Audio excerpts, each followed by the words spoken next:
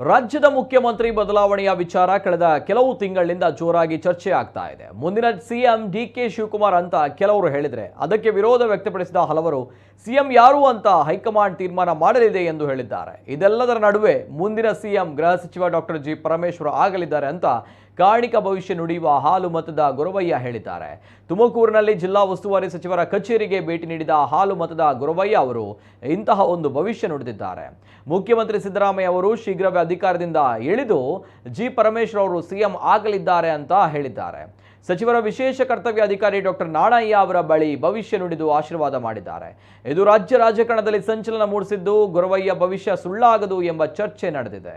ನಾನು ಹೇಳ್ತೇನೆ, ನಮ್ಮ ನಾಗಣ್ಣವ್ರ ಕೈಯಾಗ ಇವತ್ತು ಮುಂದಿನ ಸಿದ್ದರಾಮಯ್ಯರು ಅತಿ ಶೀಘ್ರದಲ್ಲಿ ಇಳಿದು ಮುಂದಿನ ಜಿ ನಮ್ಮ ಪರಮೇಶ್ವರನವರು ಒಳ್ಳೆಯದಾಗಬೇಕಂತ ಆಶೀರ್ವಾದ ಮಾಡಿ ನಾನು ಹೋಗ್ತೇನೆ.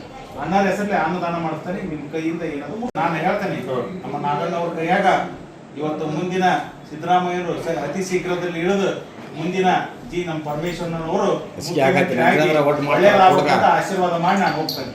ಅನ್ನದ ಹೆಸರಲ್ಲಿ ಅನ್ನದಾನ ಮಾಡ್ತಾನೆ. ನಿಮ್ಮ ಕೈಯಿಂದ ಏನಾದ್ರು